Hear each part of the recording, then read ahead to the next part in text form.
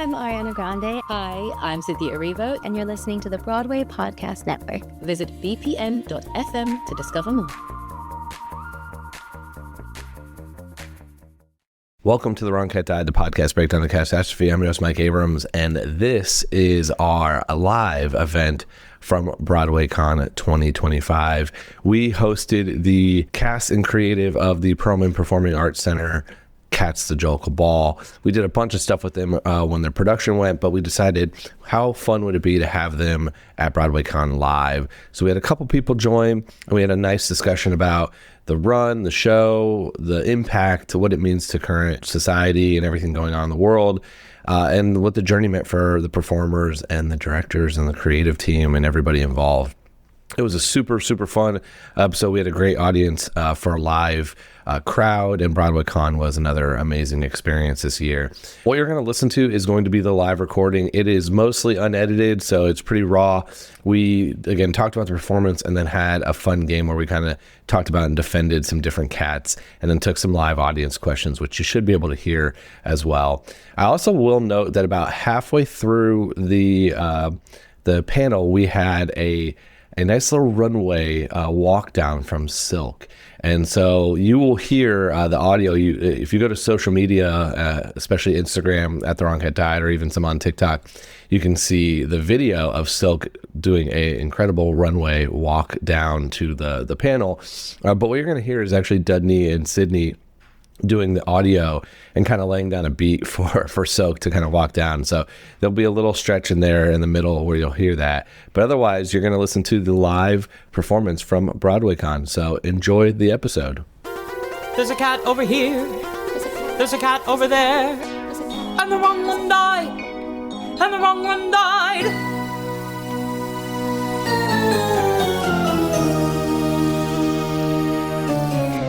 Welcome to a very special episode of The Wrong Cat Died, live from BroadwayCon 2025. This is the 10th year. By being in our audience today, you are part of a live recording of the podcast, so please feel free to laugh, applaud, react, and I'm going to give time at the end to ask questions, so get your questions ready. Make sure you're also following us at the Broadway Podcast Network and The Wrong Cat Died for our latest updates of what's to come. So let's go. Now let's do this one. All right. Welcome, everybody. Thank you all for being here. I'm excited to have the cast and creative of Cats, the Jellicle Ball here live. So before I have you do introductions, just maybe show of hands and yells, who saw the production? There you go. Pretty much everybody. All right. Let's start with introductions. Hi, I'm Sydney James Harcourt, and I played the Rum-Tum Tug and the Jellicle Ball. I'm Dudney Joseph Jr. I played Monkey Strap. Hey everybody, my name is Bill Rauch, and I, along with Zhailon, Levingston, directed Cats, the Jellicle Ball. Yes. And I will say, since we'll prep, but we do have another panelist coming, and when they show up, when Silk shows up, we're all going to stop, and Silk's going to runway down, and we're ready. So give them the best applause, attention, like, let's own it, and let's make sure that they have the best welcome. And Silk was Misopheles, so. All right, so let's start. Obviously, this was a massive hit, but this was multiple years in the making. So, Bill, let's kick it off with you. Walk us through the journey from where the idea came from to actually getting it on stage at the PAC. Absolutely. Apparently, this idea started over 20 years ago. I say apparently because I thought it was just a short number of years, and my husband was like, nope, you've been talking about this for 20 years. And then a friend came and sought another friend and said, yeah, you've been talking about this for over 20 years. So my husband was right, as always. And the idea started by thinking about cats in the context of the queer community. And I had begun to think about Grisabella as an older gay man in a bar, in a gay bar. And I thought that would be very powerful. But then I actually spent more and more time with the material and realized, of course, it's not a bar, it's a ball. And Grisabella is not an older gay man. Grisabella is a trans woman. And I began to collaborate with an incredible team. Our co-choreographer, Omari Wiles, from the Ballroom world. And he brought in our co-choreographer, Arturo Lyons. Zhailon Levingston joined as a co-director. And actually going way back to the earliest days, Josie Kearns was our gender consultant and our dramaturg. And she is brilliant. And so we began to dream up the specifics of this production during the pandemic. And we spent a whole year going through the material, listening to the songs, talking about how it would make sense in the context of Ballroom. And we finally got up the courage to begin to share it with people at the Really Useful Group at Andrew Lloyd Webber's company. And that was a beautiful, long collaboration to get to the point where they could approve of the project and say yes and let us move forward. We did, how many? A bunch of workshops. I think we did 2 full workshops, 2 choreography workshops, and a music workshop. So we had 5 workshops before we even went into the rehearsal for the first day. So there was lots of love, lots of care, from the whole creative team and from many actors, including the 2 amazing artists to my left. And I'll pause there. Yeah. So when were your involvement? Which workshop? When did you jump into this project? I came in, I think, on the last, is it the second workshop before the last workshop. Dance workshop? Mm-hmm. I wasn't brought in for the dance workshop. I don't know why. And that's when I started with it. Same. I was brought in for the second workshop. I remember we auditioned together, and the funny thing about Sydney is you had a pair of shoes that you had Louis Vuittons, I believe? I had some Louis Vuittons, and I told them, I was like, I still have the receipt and the stickers inside the shoe, and I'm only keeping them if I book. And I wore them the opening night. There you go. Okay. So I want to talk a little bit about the merging of kind of the theater world and the ballroom world, because we have a mix of experience from this, and you had in the cast such a wide range. So in the early phases of that, how did you balance the Cats, like well-known 40-plus years musical theater, and then the ballroom culture that kind of really brought a whole different essence to the show? I'll start, but I want to hear what you guys say to that. Our mantra throughout the whole process was any choice we made as a creative team had to serve Cats the musical, and it had to serve Ballroom. It had to be true to Cats, and it had to be true to Ballroom. And if we had an idea that we thought was great Ballroom, but it didn't make sense in Cats, or great for Cats, but it didn't make sense in Ballroom, then it was the wrong choice.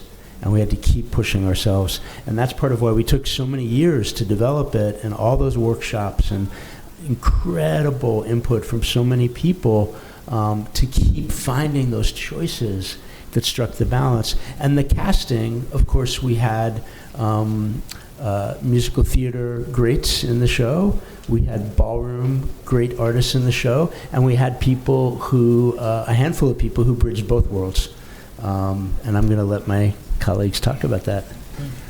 Yeah, I would be one of the bridges. So mainly musical theater is something that I've done for years regionally, and moved to New York City to kind of pursue my dream to be on Broadway. And then in Buffalo, New York, where I was born and raised, in 2011, I joined the ballroom scene in Buffalo. And that was just something that I found to be just like a extracurricular hobby.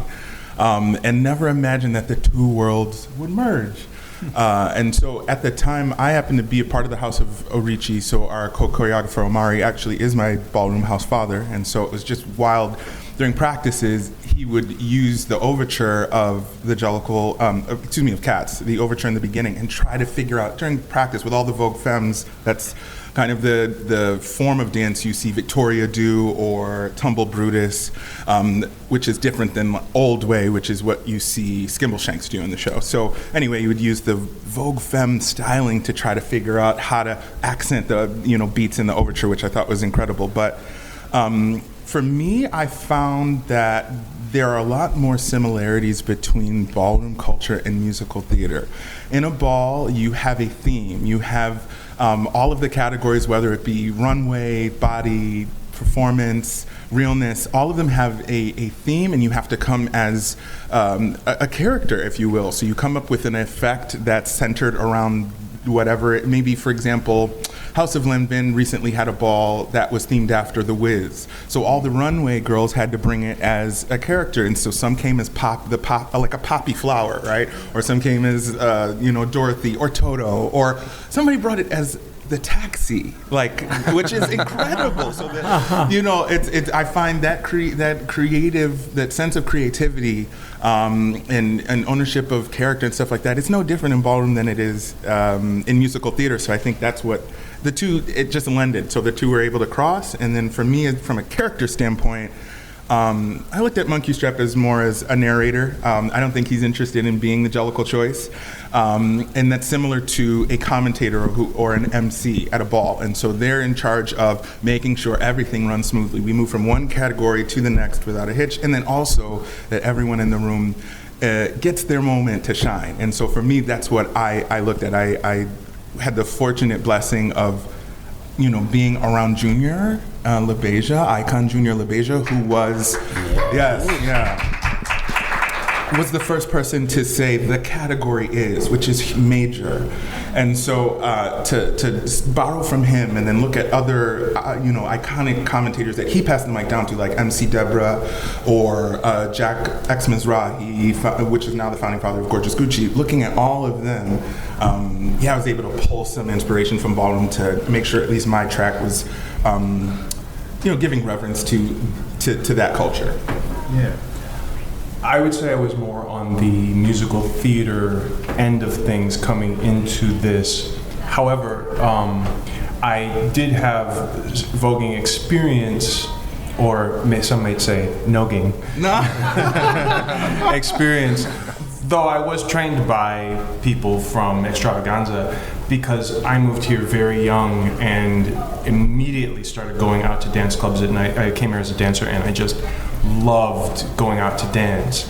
And at 2 a.m. at Limelight or Hero Ballroom is when the dancers would come out to play, and I learned so many different styles there, including Vogue Femme, including Old Way, and just kind of peppered it into my everyday effect.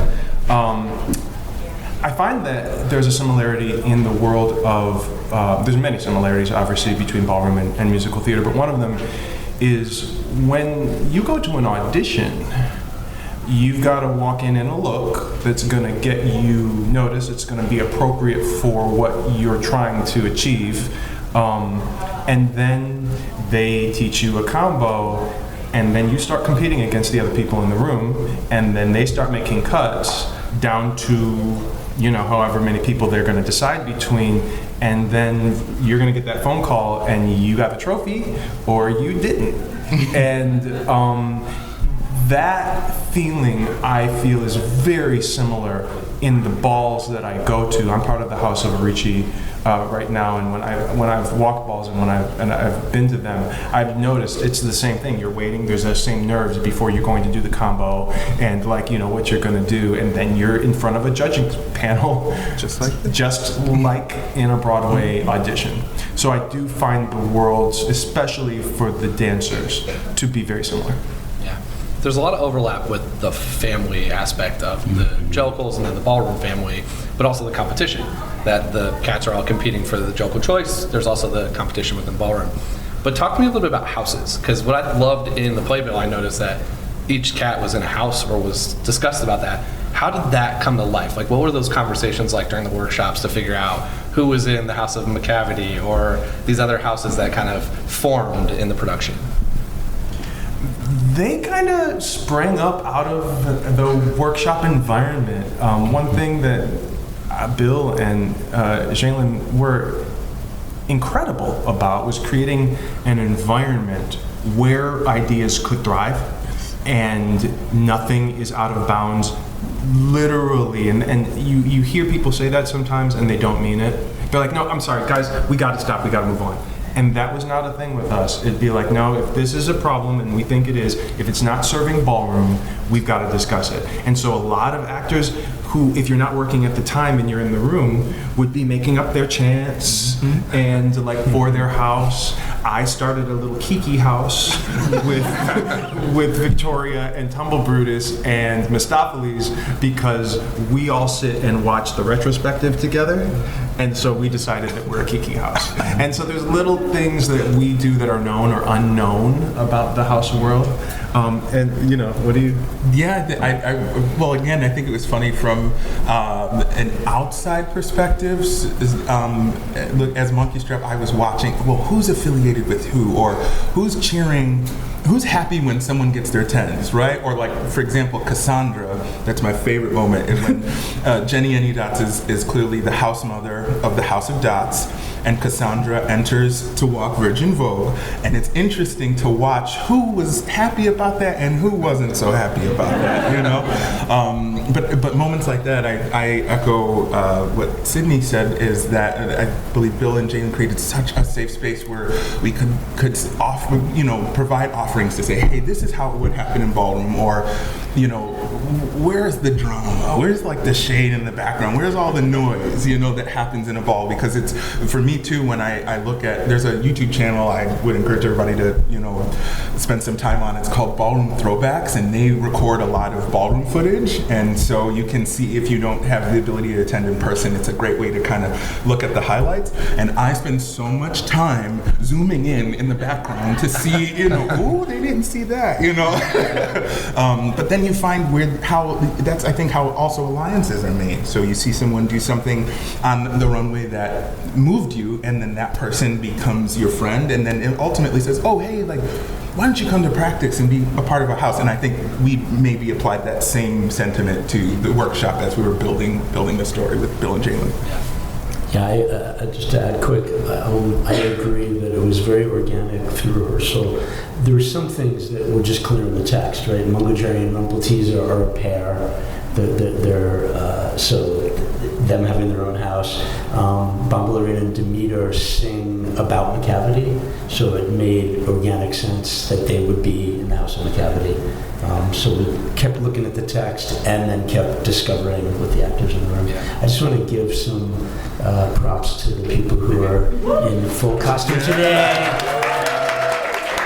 Yes.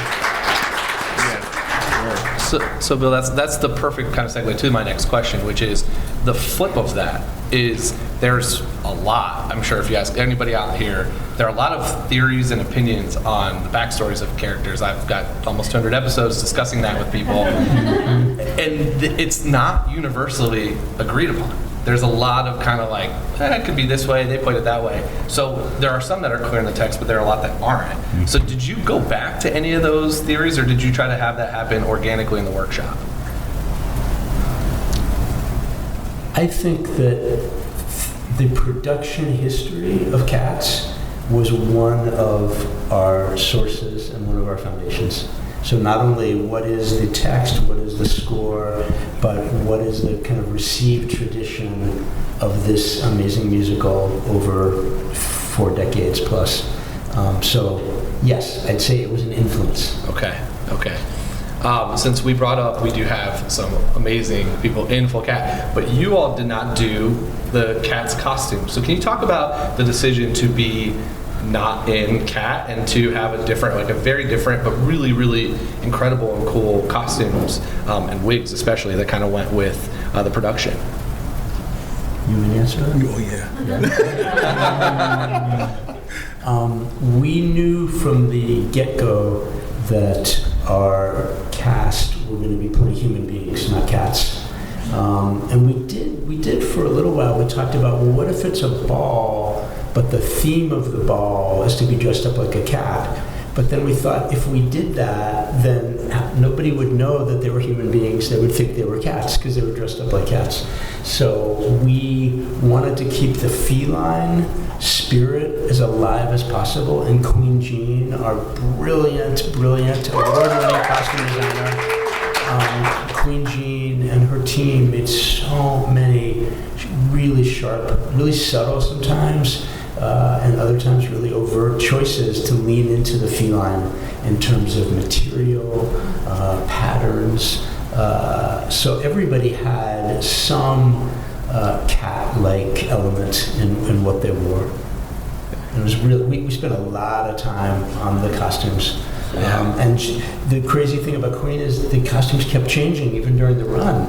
Like we opened, it was beautiful, but she kept making improvements. Wouldn't you say? Like it just kept growing. It was just remarkable. How is it for you all? I mean, you took off half your costume most of the show, so.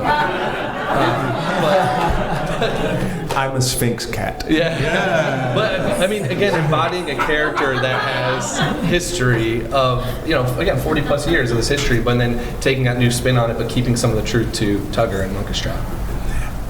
So there's obviously, everyone in this room knows, there's a ton of lore with cats from around the world. There's so much art. There are so many relationship dynamics that people have written about and theorized about. And so as you do when you're an actor, you Google your character's name and do a deep dive into everything, and you find out that this is my brother. And you find out that, is there something between Mistopheles and Rum Tum Tugger? Well, is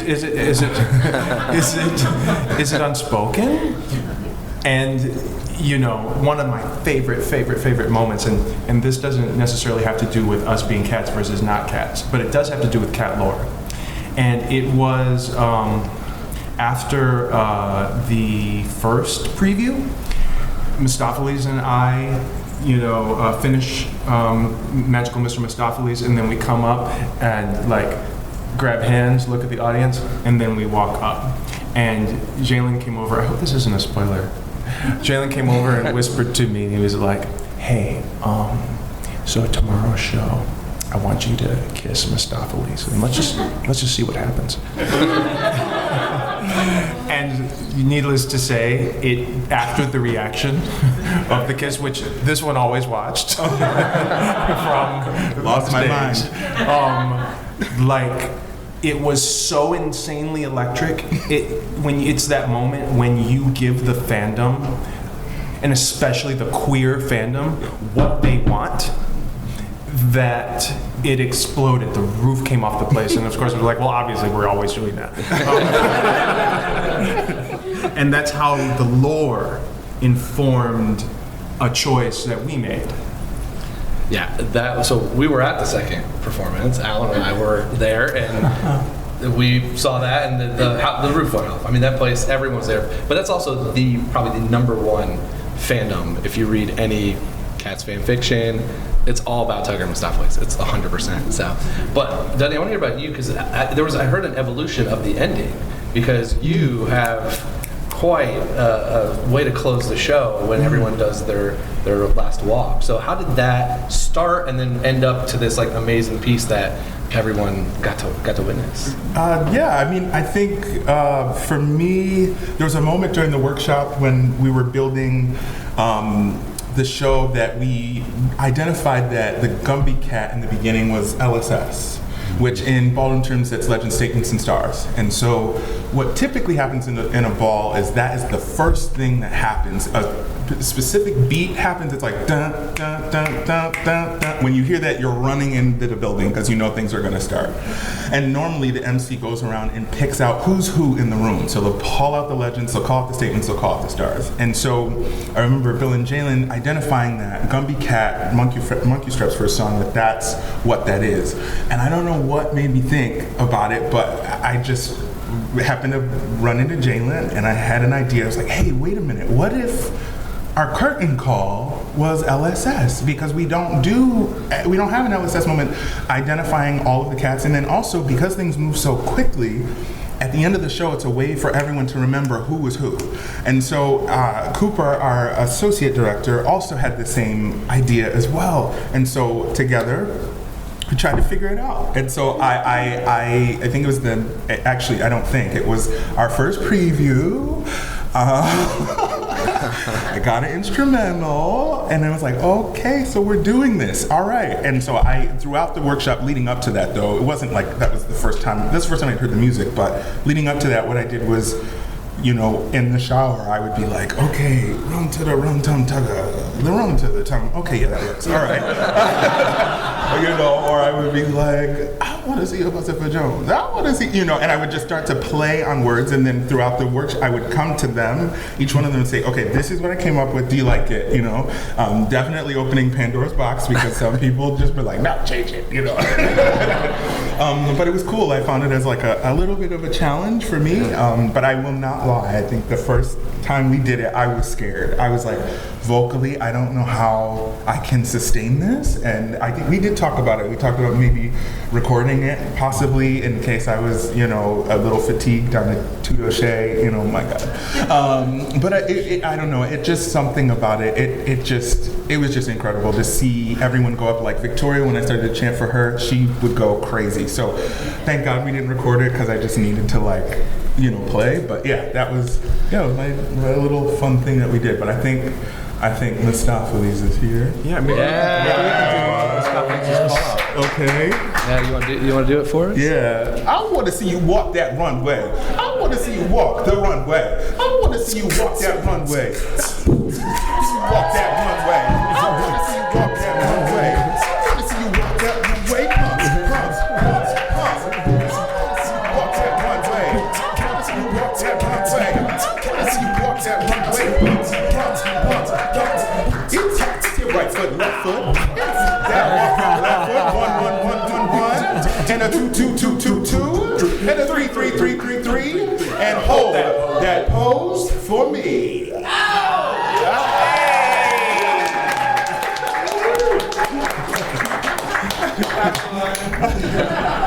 Oh, greatest. Welcome, Silk. All right.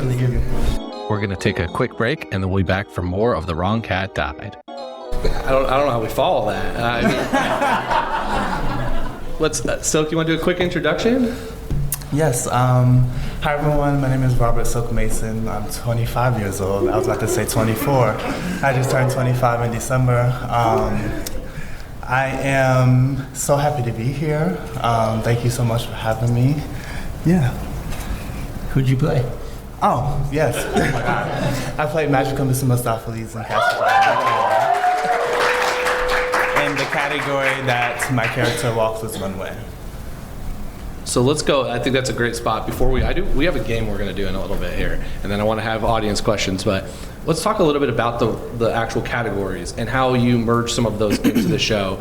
How did you where were the ones that were obvious, and where were the ones that you had to kind of think a little bit more through? Mustapheles being runway, we knew from the very right away. Yeah. Right away. And Omari and Arturo knew exactly who should play Mustapheles. So it was all very clear. And I'll say during the process, I don't know if many of you know this, but I got to work with an illusionist to do a lot of the magic tricks that I did, and to incorporate that within the production within Ballroom and merge that together was just so exciting and so crazy because I was like, first of all, I've never done magic in my life. So to be able to learn it firsthand, it was such a magical experience, yeah. Amazing. I would say one of the hardest ones in terms of how long it took us. What's that? Labels. Macavity. Labels. That came really late in the game. It was definitely after the second workshop, I think. Yeah, it was late. And again, it was how do we find something that makes sense in a ballroom context, that's true to ballroom, and that is the most vibrant choice we can make for cats. Okay. And it really was a crux of the story. Labels became this turning point for the show. It wasn't just how do we make this fit? It was how do we also make this a dramatic theatrical entertainment that has stakes?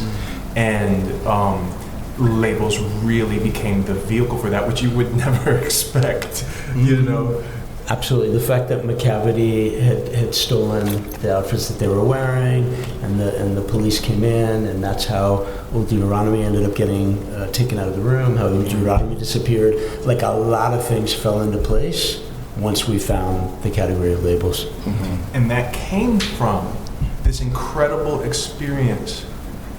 And I'll never be able to say it enough, and I've never experienced it before in my career, of having two directors who were willing to let everyone in the room talk about, no, this doesn't make sense. The cops wouldn't come in like that. They wouldn't do this. They wouldn't, why are we throwing the bags? No. It shouldn't be that person that grabs it. It should, I've never been in so welcoming an environment where every actor is a real part of this theater troupe, and we just made the story work.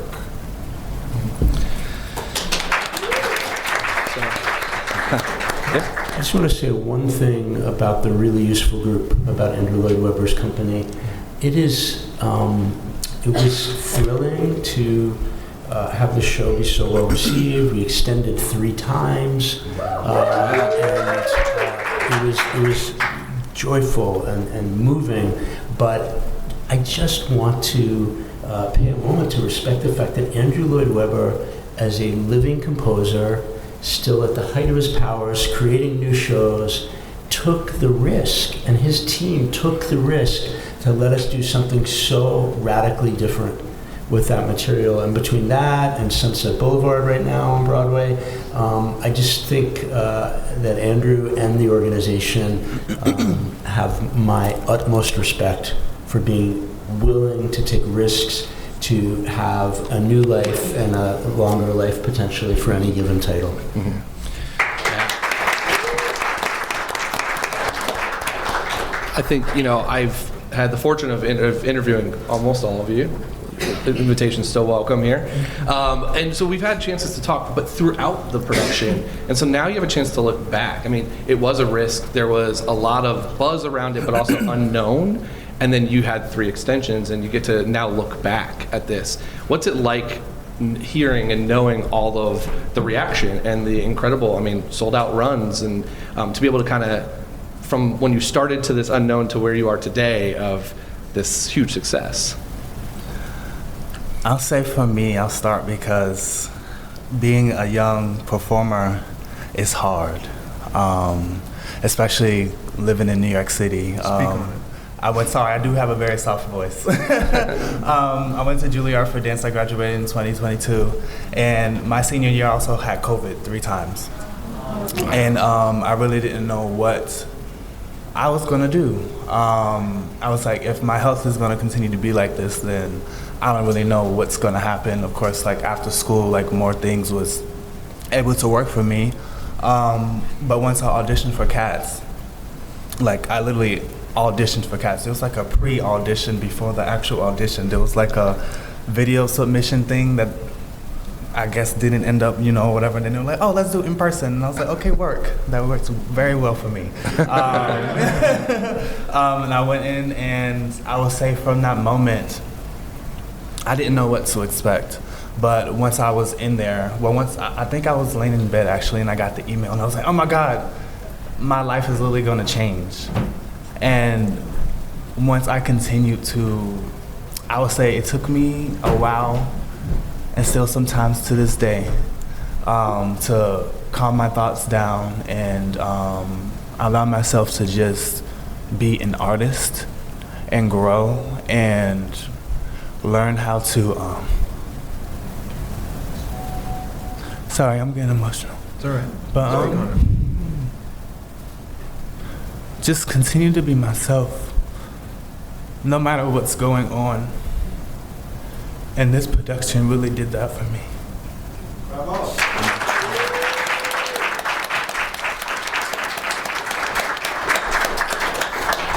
I was able to really just step on stage full force, no matter what was going on, to share my love for my art and my identity for who I am, and for them to love me and open up a whole new home for me was,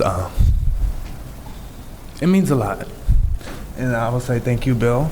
Thank you, Dudney, and everyone else in the cast, but no shade. Sydney has been my rock.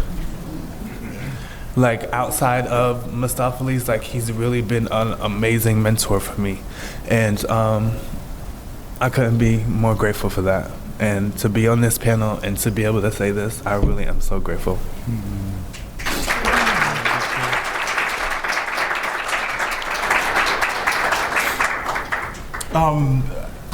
For me, the audience reaction, similar to what Silk said, there are three things I wrote down.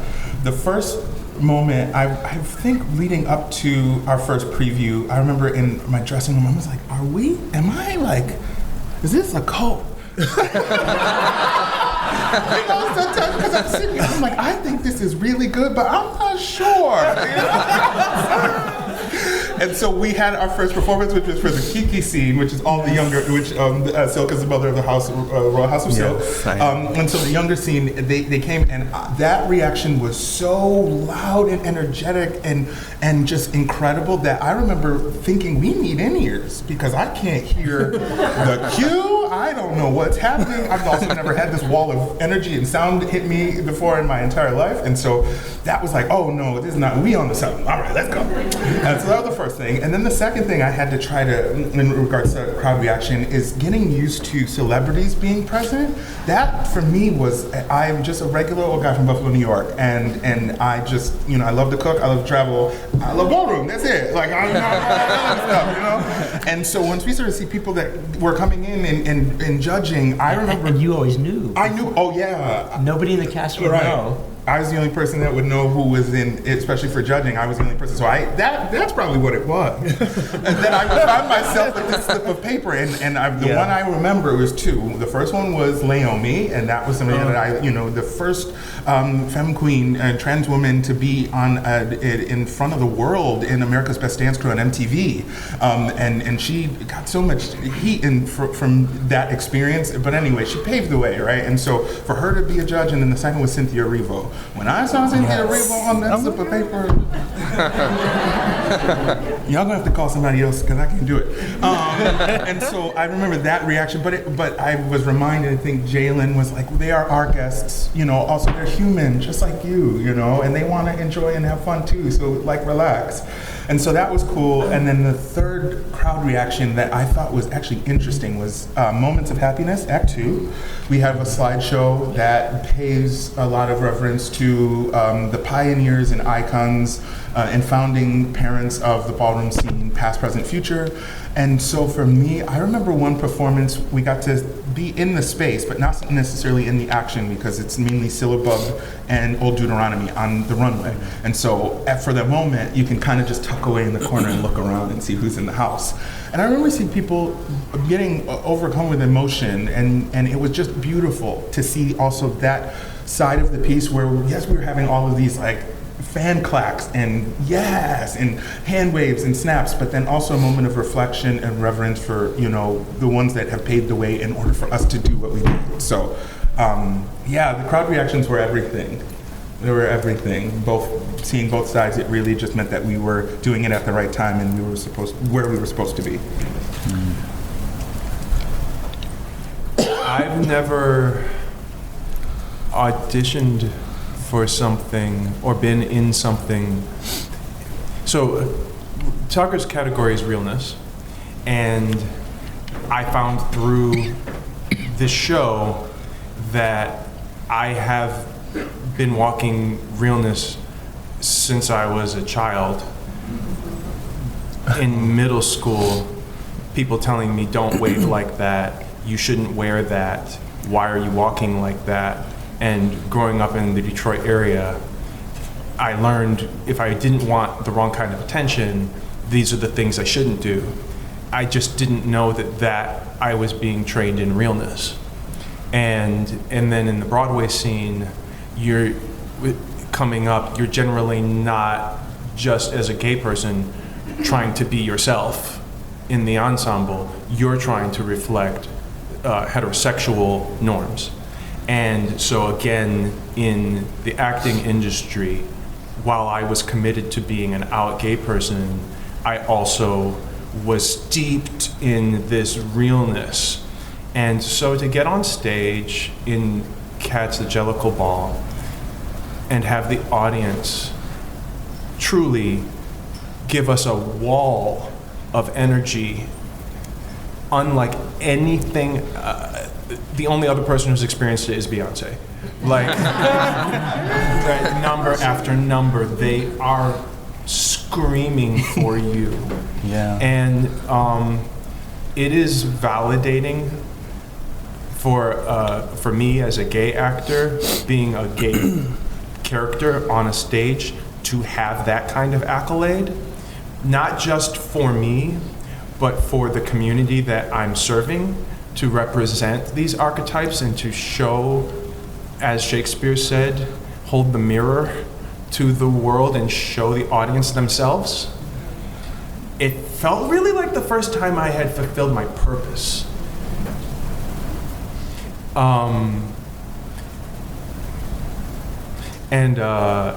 It's very moving to me at a time when you wake up and you read that the Kennedy Center is being taken to task for having shows with drag in it. And it makes you feel like if there was any time that Cats needs to be out and here, it's now.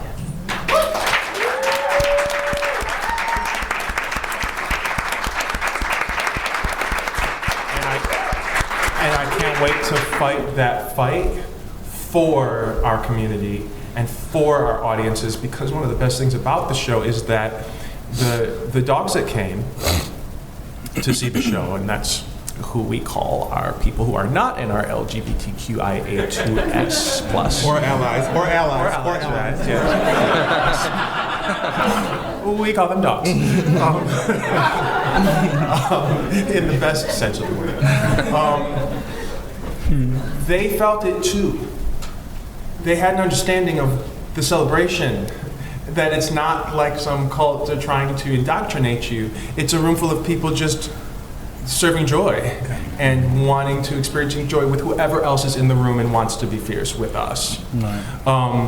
And so that for me was the most important part of what the audience gave to us and what we gave to them. I love it. I want to round applause all that because it's going to be a hard pivot.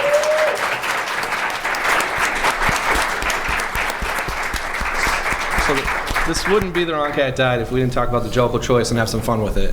So I do have my Catch the Jellicle Ball hat, and I want to have each of you pull a cat out of a hat, and then you're going to embrace the character, and I'm going to ask you some questions as if you are that cat. So, what do you pass it down, grab what you want? But I'm not going to do any acting. No just acting. to be clear. No acting.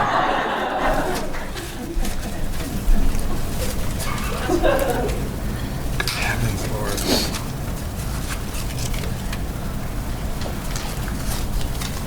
All right. Period. All right. Let's first share who you picked. I got Bombala Bombalarina. Demita. All right. Grisabella. Okay. Rum Tum Tugger. Magical Mr.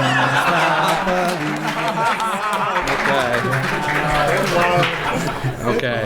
So the first question is, imagine you're not in the house that you all discussed, and you're starting your own house as your character. Who's the first person you're recruiting from the Jellicle Cats? Well, clearly the Rum Tum Tugger, because he wins his category. He's robbed in body, and as someone who is supposed to win 2 trophies, we need him with us in the house because he's serving all of that goodness. Okay. My choice is Mr. Mistopheles, because Mr. Mistopheles is a wild card. When they come to the ball, they sweep, but you don't know which ball they're going to attend. So that's Okay. I'm Rum Tum Tugger, and I want the host of The Wrong Cat Died to be in my house. Min.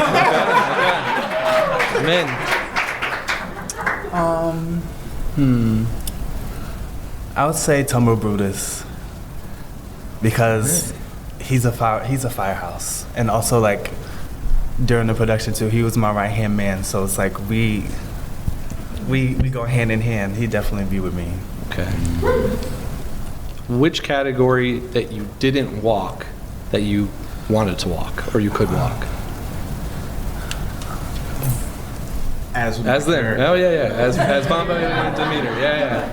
You can answer as Tugger too if you want, but I want embrace your cats here. You go first. Oh, but we don't have, because it would be Vogue Femme, but we don't have Vogue Femme, and we had. Well, old Victoria, yeah. Victoria. Okay, so yeah, so Vogue Femme would be Grisabella's second category, besides face. Rum Tum Tuggers would be sex.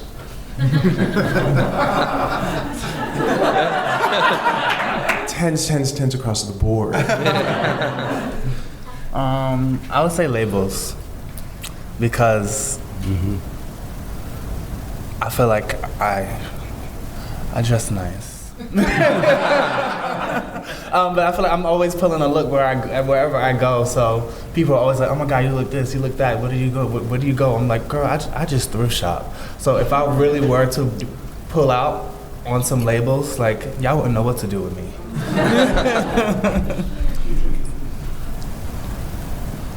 I'm gonna have to say body because Bomb Ballerina is serving like body the whole show, but didn't walk the category unless she was on for Buster Jones. And she serves, so it would have to be body. Okay. What's one relationship with another cat that the audience probably didn't pick up on that your characters embraced? Rum Tum Tugger. Oh.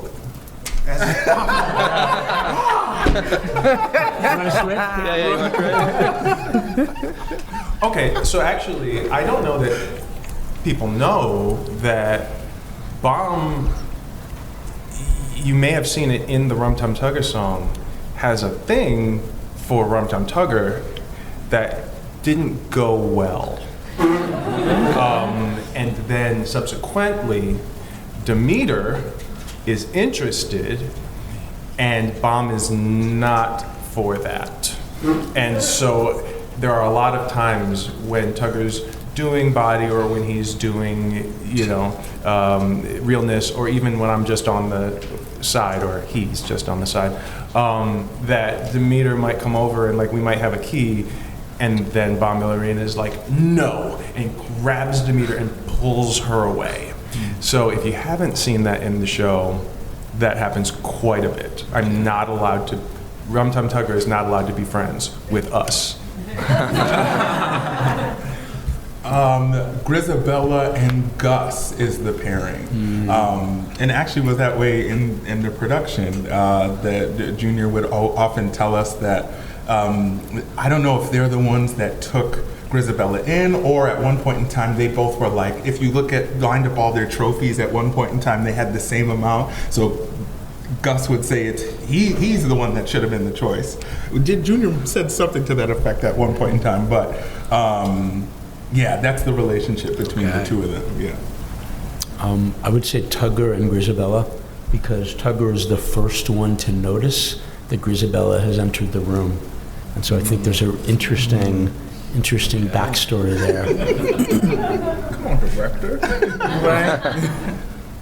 I'll say for me, because I feel like my character was really like everywhere. But also I'm tall, so it's like I'm not able to not be seen. So I feel like most of my relationships that I had with everyone were like presented full face. But as far as, I feel like that too. I was everywhere, so I wouldn't be able to like find a relationship that I could even like pinpoint myself, because other than like me and Rum Tum Tugger, but we are also visible as well. So I don't know. Yeah, that's the most visible. Yeah. Okay, defend why your character should be the Jellicle choice. oh, this is perfect. I'll go first. I've actually talked to quite a few people about this. I'm like, well, first of all, I'm Magical Mr. Mistopheles. I bring Old Deuteronomy back. So without me, there wouldn't be, he wouldn't be able to make the Jellicle choice. But I also thought, I was like, well, if I were to die, then it's like, and go away to another realm, and something goes wrong, then my magic won't be able to make the things right. So I was like, I can stay right here. I'm not ready to go to the Heaviside Lair yet. Tugger, how are you defending Tugger? It's so hard to defend Tugger when Tugger's in the room to defend himself. You can phone a friend here. Hey, Sydney, how would you defend Tugger? Tugger makes an excellent Jellicle choice because he is the facilitator of the group. He's the calm in the storm. He doesn't let a lot, realness is all about masking anything that's happening, any emotions. You get up there, if you watch videos of realness, and so that is that calm presence in the end of labels that facilitates Mistopheles coming and Deuteronomy being saved. It's right here. That's who comes up with that. Because he's the silent leader who lets all the shenanigans happen, is okay even if the directors are going to decide that he's the only one who gets chopped in the whole show. It's fine. That was funny. I can handle it. And that kind of calm acceptance, yet still being able to run things behind the scenes, is what we need in our Jellicle choice right now. Love it. All right, we've got two left. Okay. And then as Bam and Demeter, have you heard us sing? Exactly. Because the first time I, as Tugger, ever heard Grisabella, the Glamour Cat, even, them singing in those harmonies in rehearsal, I was like, where is this voice? How did you find them? And a lot of our show, a lot of being a Jellicle cat is about these spells and these incantations that we weave, and we use our voices to do that. And there ain't two voices more stunning than Bam and Demeter. They are the sirens of our show, and therefore, the Jellicle choice. Well done. This goes against my show to allow this, but I'm going to let you defend Grisabella. Absolutely.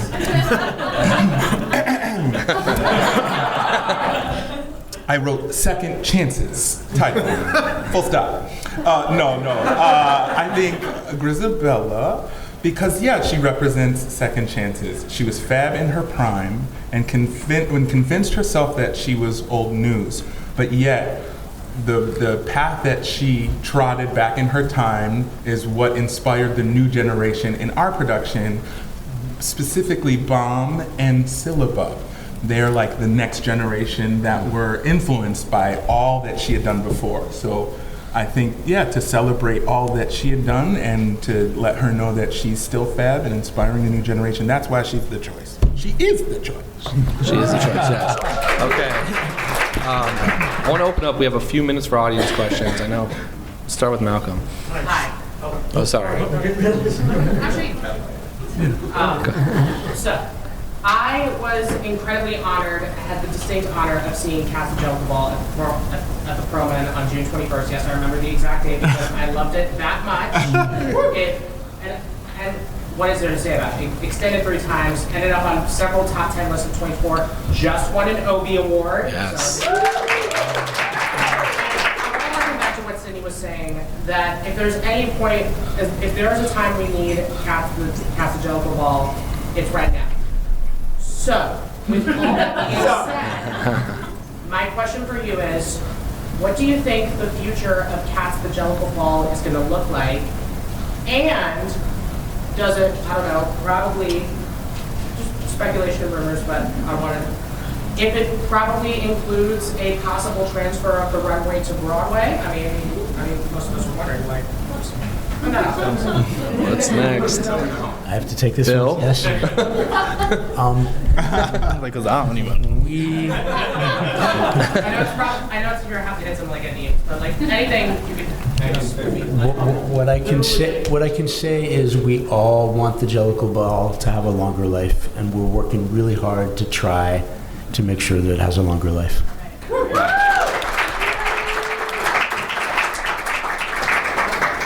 As a child actor, well, way former child actor from London, based here now as a member of media and also a vocal coach. I just want to mention to Bill, before I mention what I saw about Cats, I just made some notes that I agree with you 110% about Andrew Lloyd Webber. And I was lucky to see Sunset in London and now here.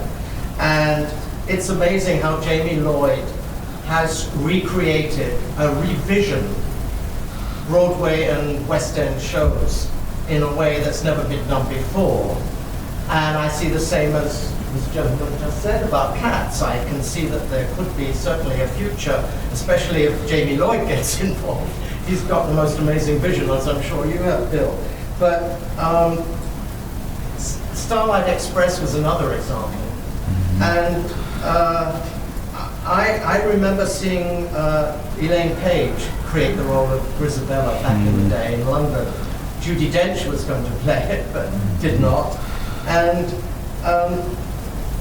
I would like to congratulate you all, basically, on doing such a great job. And I do hope that you, Bill, and your collective team will continue down this great white way road. Thank you. Thank you.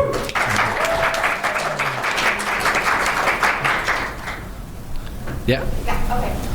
If you could take home any one costume from the Jellicle Ball in your closet, which one would you take home? I have it. By equity rules. Anything you wear on your direct skin is yours to take.